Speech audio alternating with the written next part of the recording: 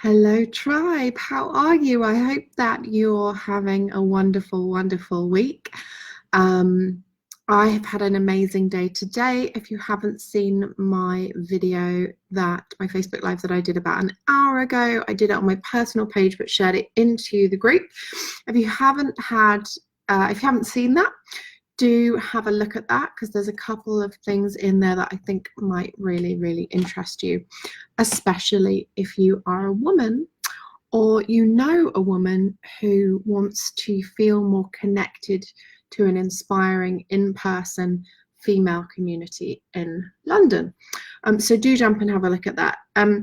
So welcome to day 7 of Visibility Bootcamp.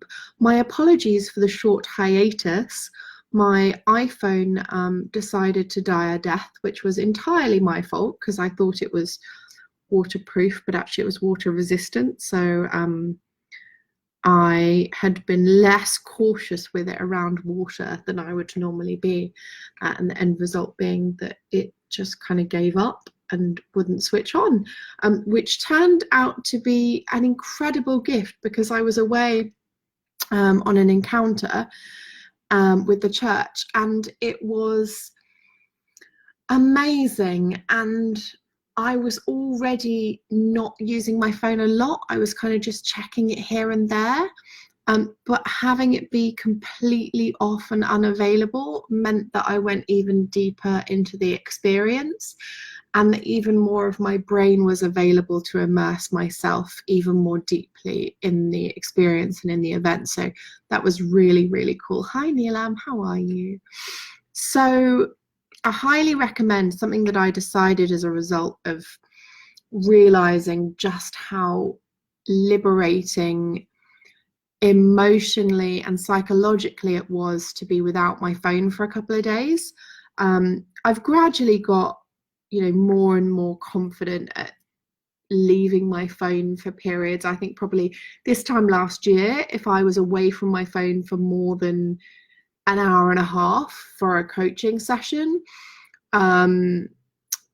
if I wasn't in a coaching session, I was away from my phone for more than an hour and a half, I would start feeling a bit tetchy about whether someone had messaged me and needed me.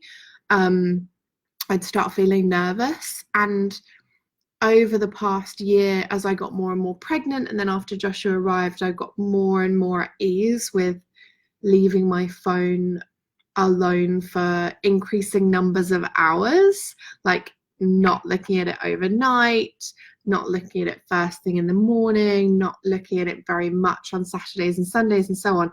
But something that I decided as a function of my experience over the weekend is to have every Sunday be completely phone free, no phone at all, and to also have no phone at all in the bedroom.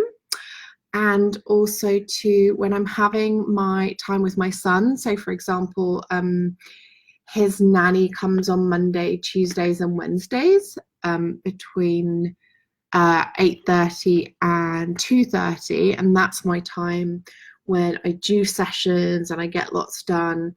And then he also goes to his grandma's one day a week. And so that's my time when I'm really, really focused and present on business and creating an impact on clients. And then the afternoon time, so like 2:30 until he goes to bed, is like my time with Joshua.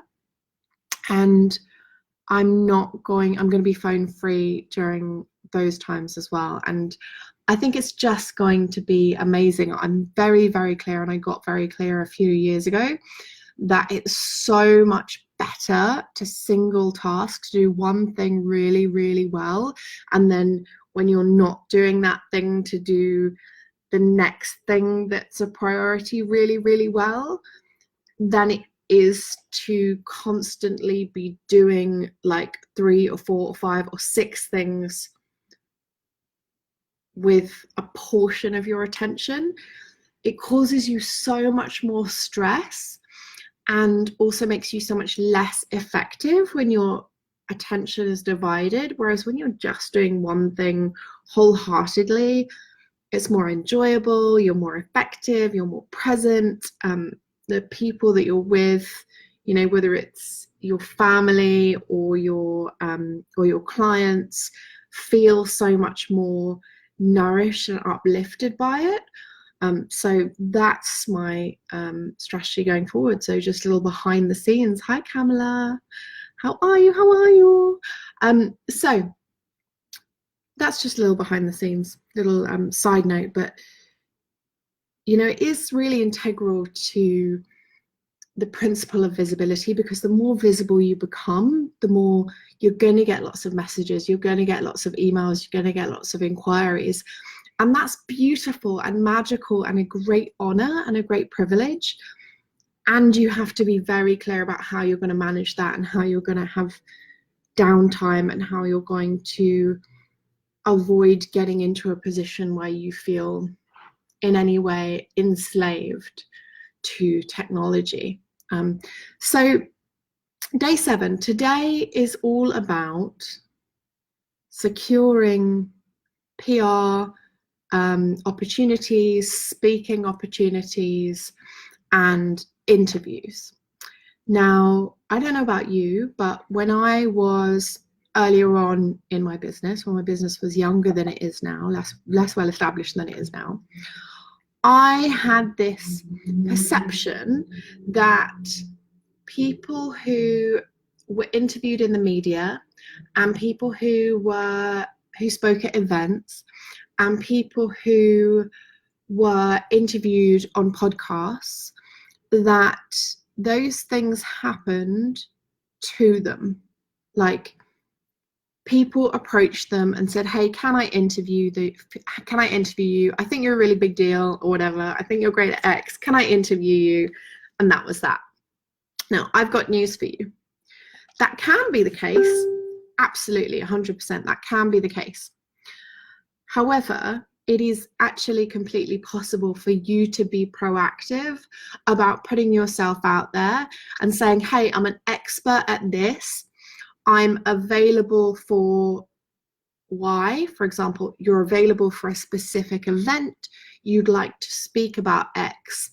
Your expertise is as follows, your biography is as follows, and to put yourself forward. And that is the case for many of the speaking and publicity opportunities that I've procured over the last 2 years, which have been increasing in frequency. It has been that I've put myself forward. I've said, hey, you know, I keep an eye on relevant events, on relevant podcasts, on relevant, you know, both online events and in-person events. And I connect with people meaningfully.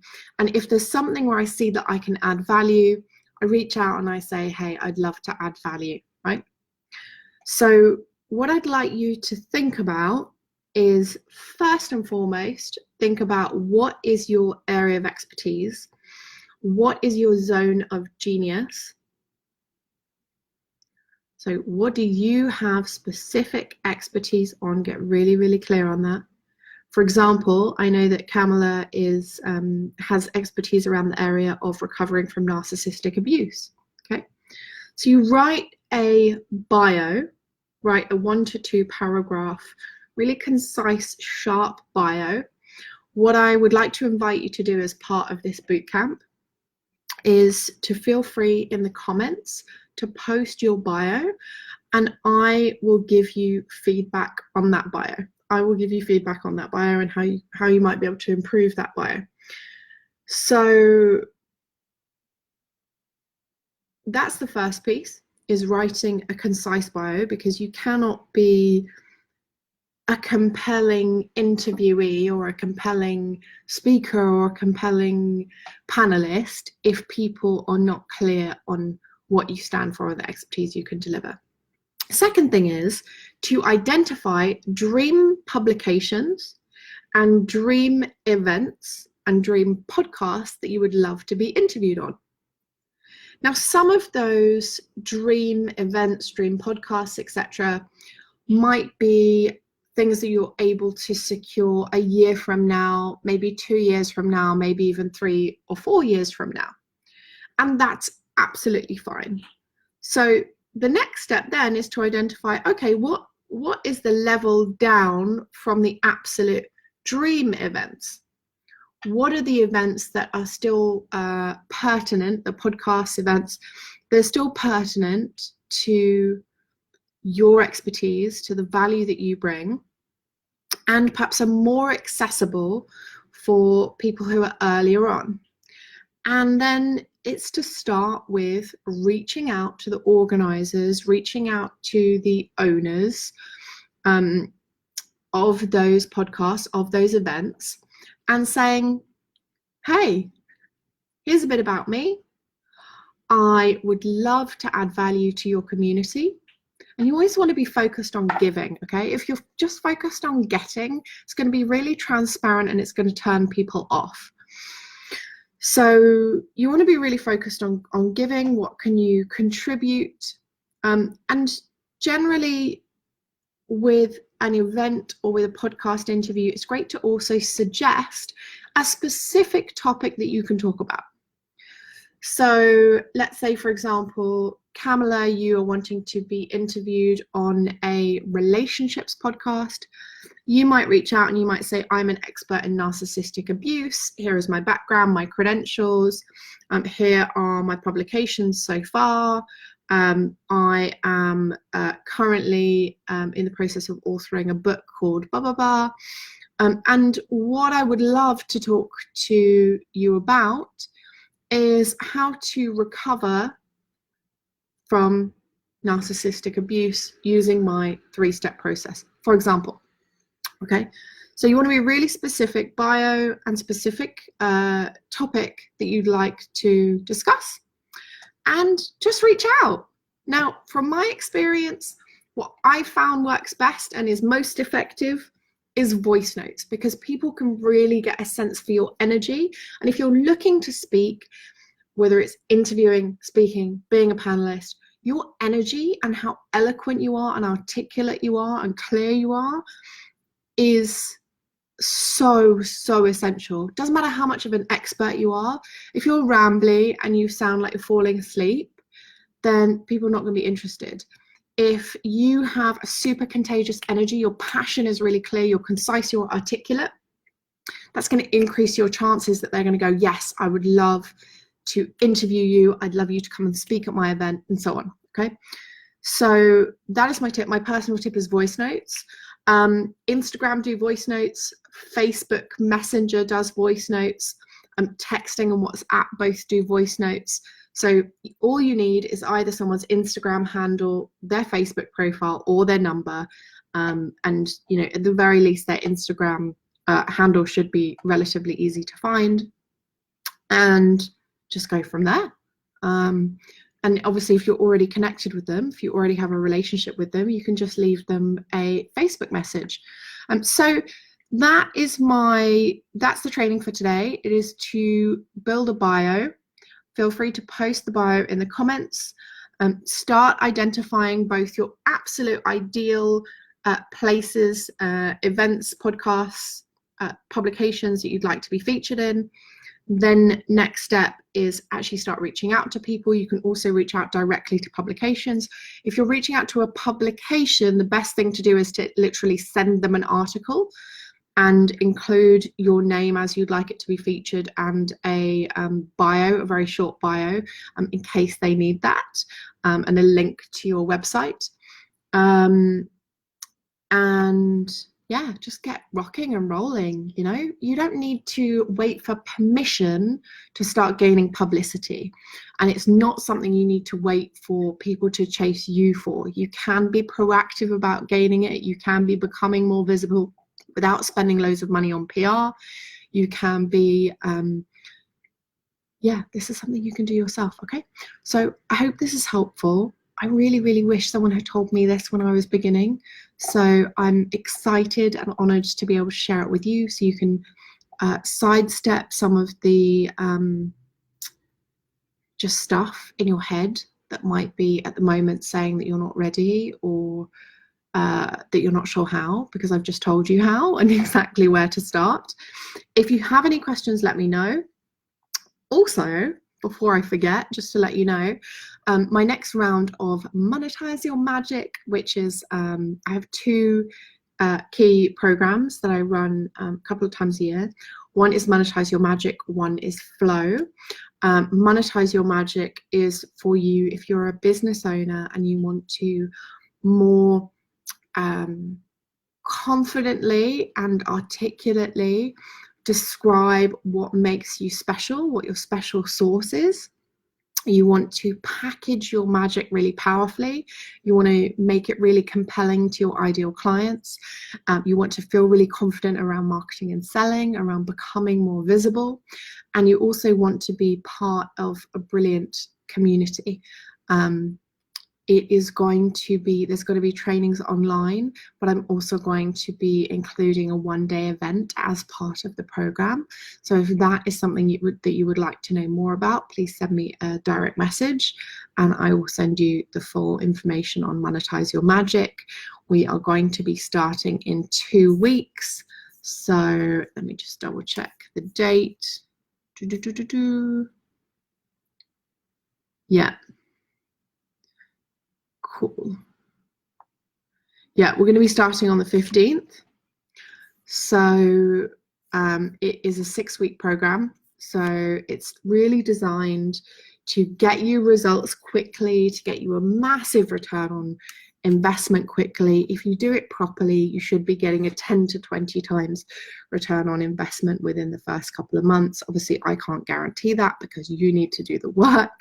There's no point just doing the trainings. If you're not going to do the follow-up work, then you're obviously not going to get a return on investment. But if you know that you're someone who's committed to having a bigger impact, to making your business more profitable and feeling more confident around the whole thing, then Monetize Your Magic is for you.